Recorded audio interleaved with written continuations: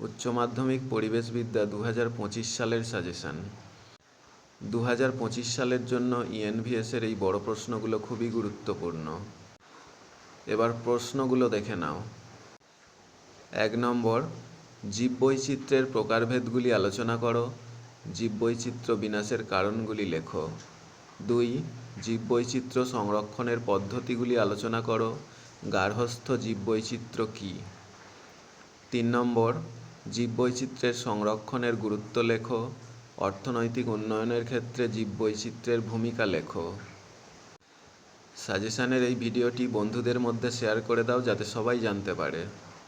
আর চ্যানেলে নতুন হয়ে থাকলে চ্যানেলটিকে সাবস্ক্রাইব করে নাও। পরবর্তী ভিডিওগুলিতে অন্যান্য বিষয়ের সাজেশানগুলিও দিয়ে দেব। পরিবেশবিদ্যার অসংখ্য প্রশ্নের মধ্যে এই ভিডিওতে যে প্রশ্নগুলো দেওয়া হয়েছে সেগুলো খুবই গুরুত্বপূর্ণ। সবকটি প্রশ্নই তোমরা তৈরি রাখবে, একটি প্রশ্নও বাদ দেবে না। 4 নম্বর, পরিবেশ সুরক্ষা আইন 1986 সম্পর্কে আলোচনা করো। 5, পরিবেশ ব্যবস্থাপনা বলতে কি বোঝো? এর বিভিন্ন দিক সম্পর্কে আলোচনা করো। 6, পরিবেশ ব্যবস্থাপনার উপাদানগুলি আলোচনা করো। ভারতবর্ষের ক্ষেত্রে পরিবেশ ব্যবস্থাপনার গুরুত্ব লেখো।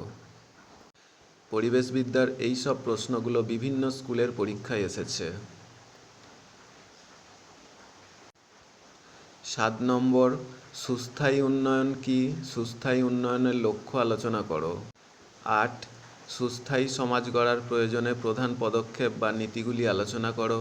জীবনযাত্রার মান উন্নয়নের ক্ষেত্রে সুস্থায়ী উন্নয়নের আবশ্যকতা কী? 9, জীবাশ্ম জ্বালানির সুস্থায়ী ব্যবহার করা কি সম্ভব? উদাহরণসহ আলোচনা করো।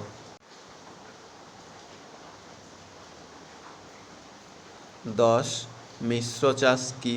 শস্যের বিভিন্ন রোগ ও তার প্রতিকার সম্পর্কে লেখো। 11, সুস্থায়ী কৃষি ব্যবস্থাপনায় জৈব সারের গুরুত্ব লেখো। বীজ ভাণ্ডার কি? 12, ফসল উৎপাদনে মাটির গুরুত্ব লেখো। টিস্যু ভাণ্ডার কি? 13, পরিবেশের ওপর কৃষি রাসায়নিকের প্রভাব আলোচনা করো। 14, সহনযোগ্য ভোগ কি? সুস্থায়ী উন্নয়ন কোন কোন বিষয়ের ওপর নির্ভরশীল? সুস্থায়ী উন্নয়নের লক্ষ্যে প্রধান বাধা কী কী?